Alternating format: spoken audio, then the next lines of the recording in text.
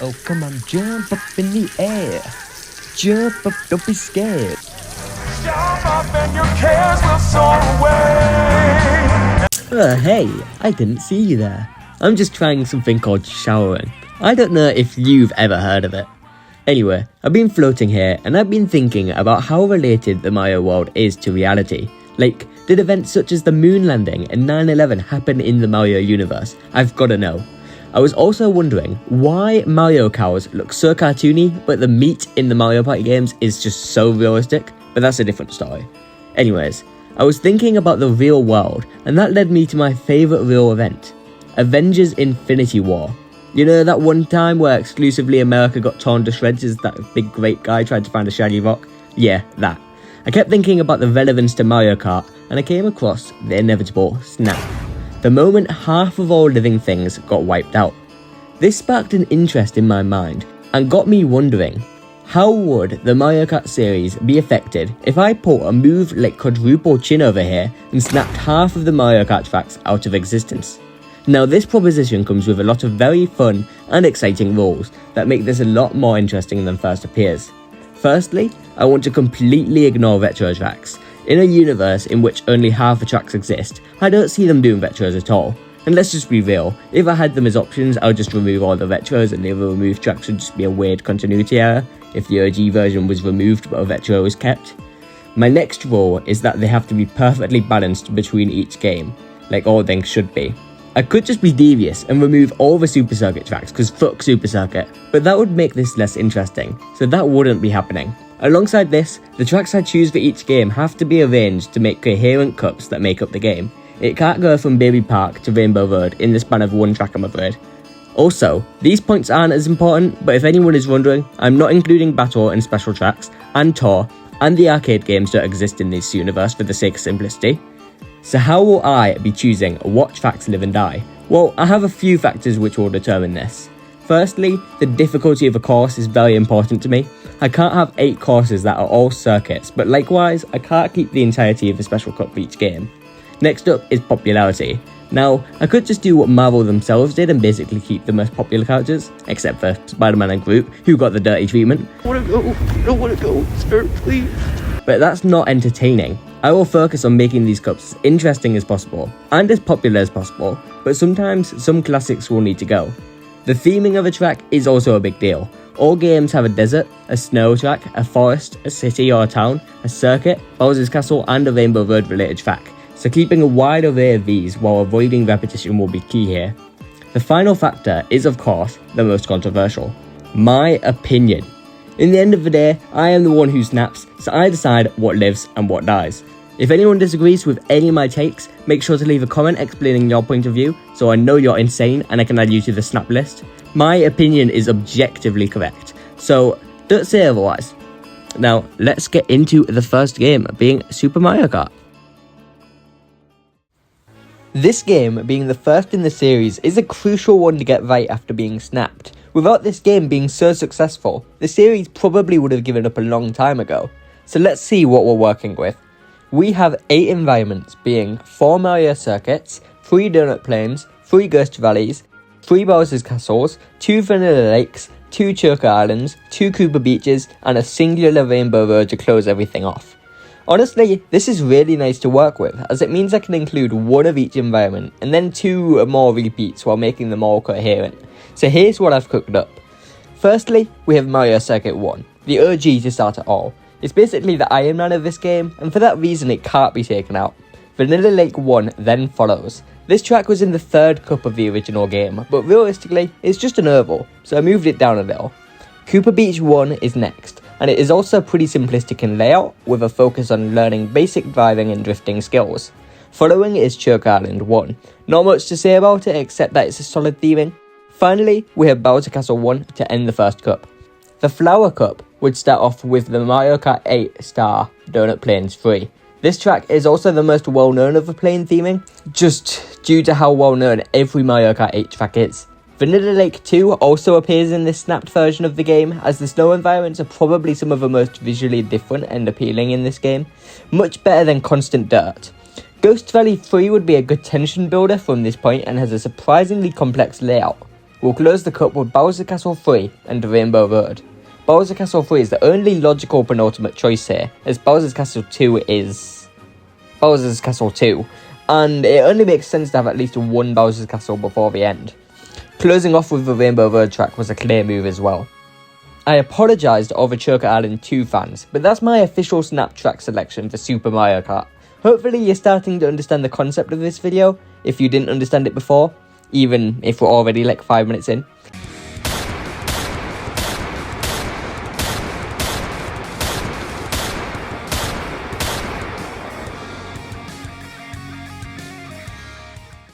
Moving on to Mario Kart 64, which is also getting its dusting season. Starting off the first cup for Mario Kart 64, we have Royal Raceway. Now this track is a bit of a jump, being the penultimate track in the penultimate cup, but it has much more an interesting theming compared to Luigi and Mario Circuit. When they get some groovy trees, we can start talking. Koopa Troopa Beach would carry the legacy Koopa Beach in SNES started, if we're staying consistent, and assuming all games have been snapped, having half the tracks means a lot of creativity can be had, as there's less ideas to make, but it also means there'll be more tracks that stand out even more in each game. And I think Koopa Troopa Beach would be this track in SNES and would receive a remake. We'd then travel onto the Calamari Desert, which is an iconic track, but has its flaws in how the train was positioned, at least in that version. Like, the train is literally blocking the final track of the cup. Oh, right, there it is. It's Choco Mountain, the majestic older cousin of Choco Island. Moving on to the second cup with the rest of the tracks, and we have Frappe Snowland to start it off. Now this track just screams snow track to me, and it's the first one I think of out of every snow track in the series, so it might be a slightly less popular pick, but it's being added. Another one I love from this game is Banshee Boardwalk. Before I ascended to circuit law levels of Mario Mastery, I was a humble Mario Kart DS player, and with this I didn't actually understand that nitros were the new courses and retros were from previous games. My 9-year-old brain saw these tracks and thought, wow, these bottom tracks are kinda dull. Yet, I never thought about it more. Banshee Boardwalk, however, was the track I always loved from that game, and it's probably still in my top 5 tracks within that game, and top 3 for 64. Closing off this game, I also brought back Bowser Castle and Rainbow Road. I won't be doing this for every single game, I swear, but the first 2 games are very iconic closing tracks, so I need to do them justice. 2 games down, 4 cups up. The selection is looking pretty good so far, considering half of the tracks have been swept under the rug. Shame Yoshi Valley didn't come back though.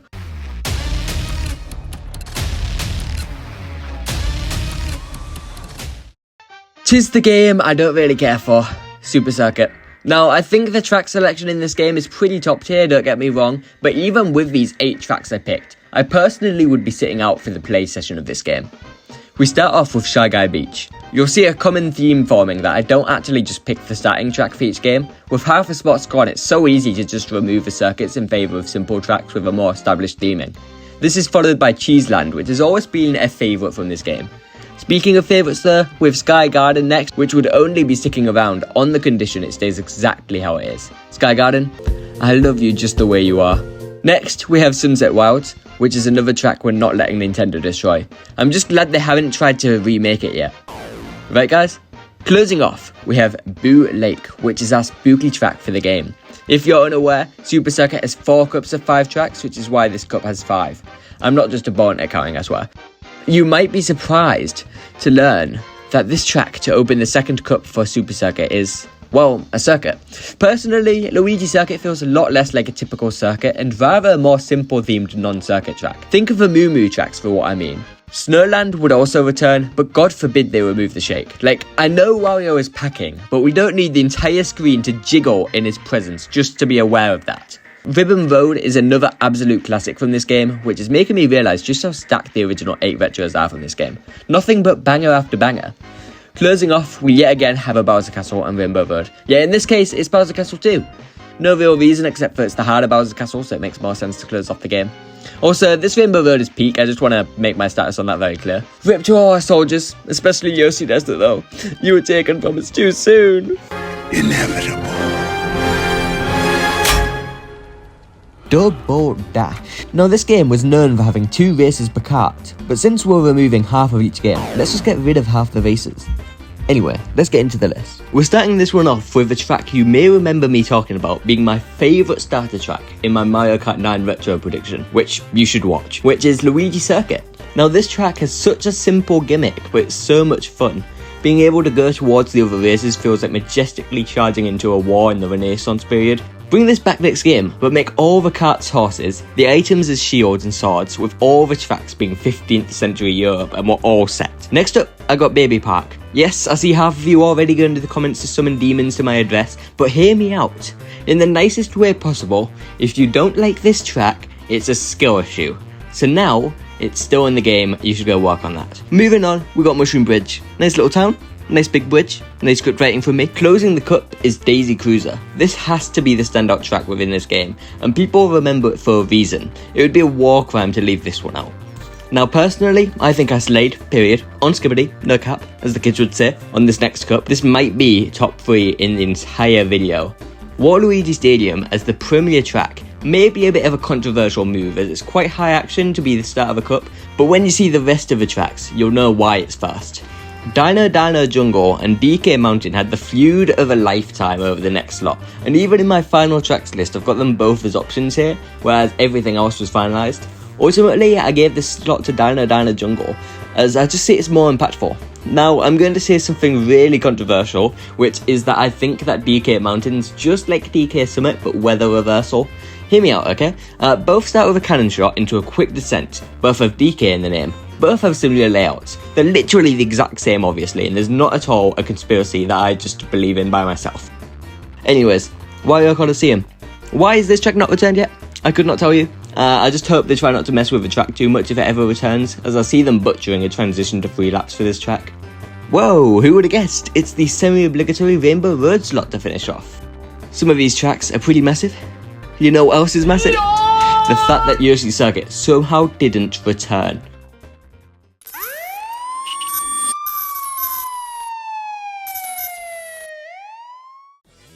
Now, this is where we feast. I can safely tell you that this is where all the cups are coherent, yet are filled with top tier tracks. If anything, some of them still remove tracks that were very deserving of keeping their place.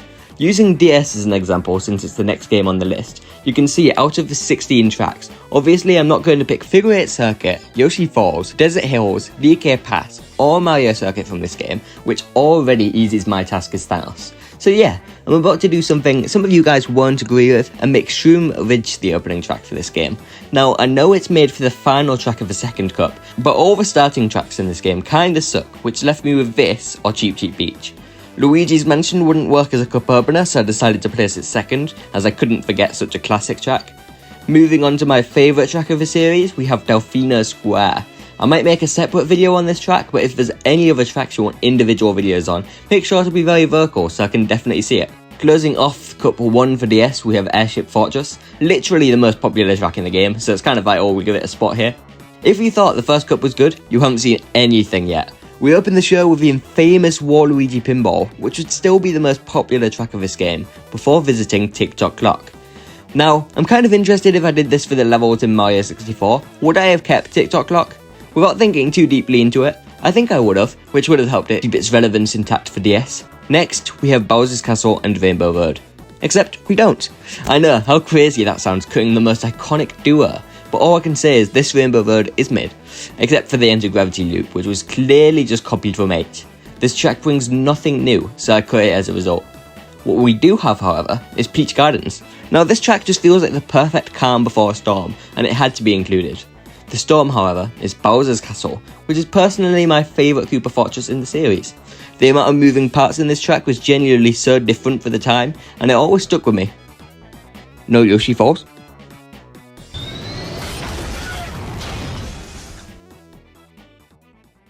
Oh my lordy lord, we are moving to the kitchen for this one, as the cups really cook from here.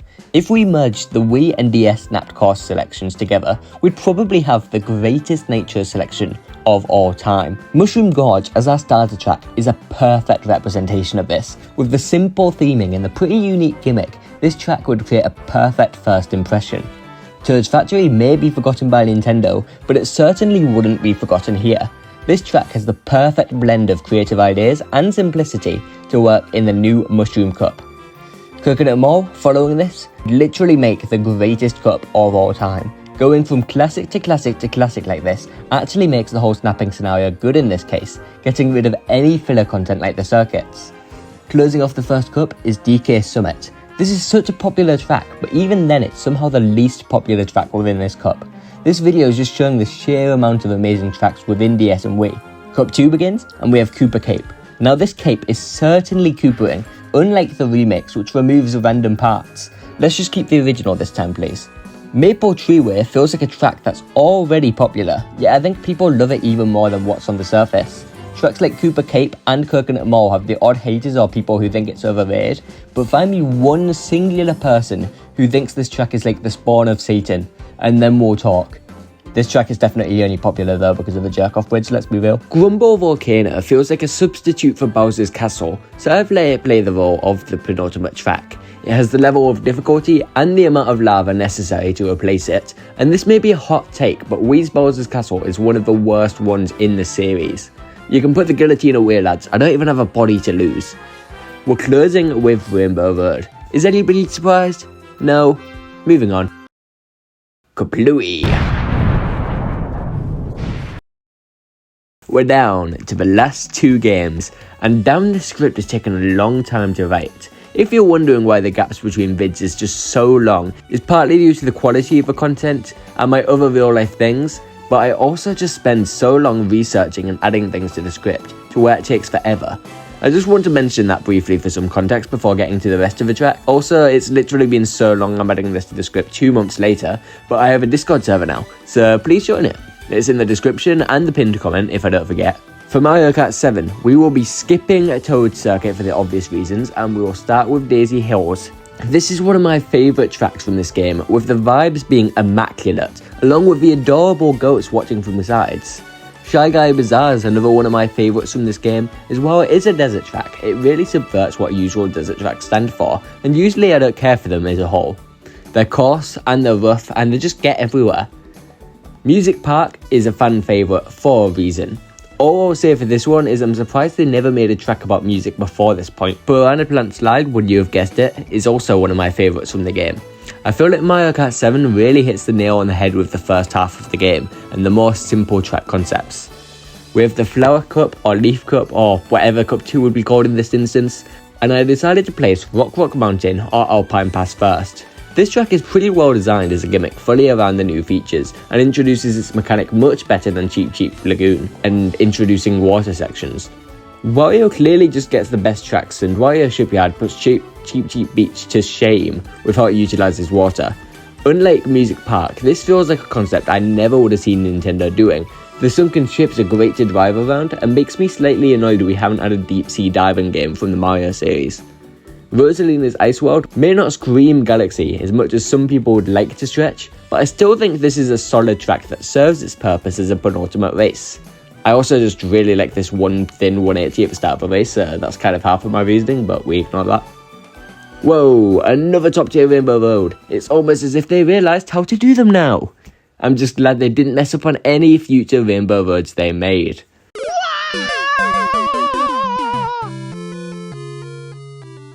Mario Kart 8.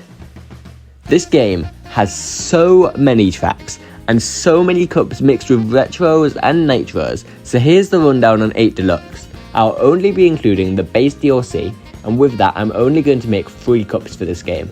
2 for the base nitros and 1 for the original DLC, but no retros will be involved. Let's go! Honestly, Sweet Canyon gets a lot of hate for how good of a Mushroom Cup track it really is. Like, this track must have the top 3 best theming in this entire Nitro list, and the anti-gravity elements are pretty interesting. Now, Front Ruins is where I really lose you. I just love this track and I don't really have a solid reason for it, but I feel like this is another track which really isn't that hated. It's just also not the biggest fan favourite. I feel like I could say that about most Mario Kart 8 Nitros, to be fair, except for Toad Harbor, which was probably the fan favourite after Mount Wario when the game first released. I don't really see why it was quite so popular, as all it really has is the tram and the multiple paths, but I still think it's a good track nonetheless. Closing off Cup 1 of 3 is Shy Guy Falls. Personally, I think this track is only really carried by the theme and gimmick, but I also used that reasoning in a positive light for Sweet Sweet Canyon, so I've got to hear your Shy Guy lovers out on this one, I suppose. Opening Cup 2, we have my favourite track from the game, which is Sunshine Airport. I don't know why all my favourite tracks just happen to be related to Mario Sunshine when I don't even like that game, but it's not too important. Next, we have Electrodrome, which I always think of as Music Park's older cousin. I don't know why, as they're pretty different aesthetically and in layout, but they feel quite similar to me. We also have Mount Wario from the Star Cup. I would honestly argue that this cup in Mario Kart 8 Deluxe is the best Nitro Cup in the series, so I had to include every single track from the cup, while not ignoring any particular outliers. Cloudtop Cruise basically just feels like Sky Garden and Airship Fortress smashed together, but it's still a bloody good track if I say so myself. So, we're on to the very last cup for this video before I salute all the fallen soldiers. We'll start off with Super Bell Subway, which is literally just what London Loop should have been. Why do we not visit the underground in that track? I'll never know. Speaking of tracks done right, Wild Woods oddly feels like a better version of Shy Guy Falls to me. I know the only main correlation is anti-gravity with riding rushing water, but it's much more fun to me in this instance since the water actually pushes you along. Dragon Driftway may be my most played track in Mario Kart 8 Deluxe, and I've spent a lot of time trialing this track. It's a fan favourite and it will stay in this game, just like Big Blue, which is probably the most popular track with Mount Wario from the OG 48. I tried to stay clear from the collaboration tracks, but in the OG DLC there's only 3 non-collaboration tracks, so I had to pick one, and I think this one would be the perfect choice. So, that's all the game snapped, but what tracks no longer live to tell the tale? Well, I've got to prepare for this one, as the list is pretty insane.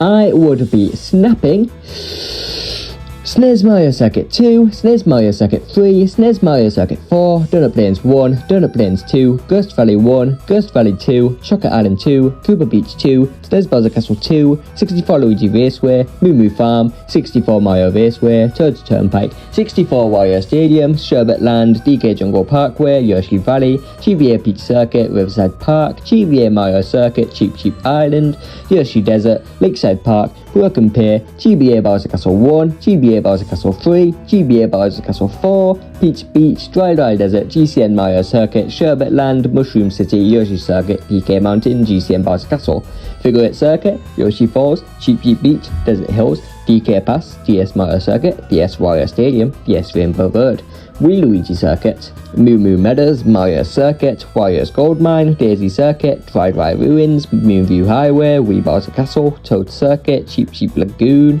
Woohoo Island Loop, 3DS Mario Circuit, Near Bowser City, Woohoo Mountain Loop, DK Jungle, 3DS Bowser Castle, Mario Stadium, Water Park, 8 Mario Circuit, Twisted Mansion, Dolphin Shoals, Burned Valley Dunes, 8 Bowser Castle, and 8 Rainbow Road. I spent way too long doing this, didn't I? Subscribe.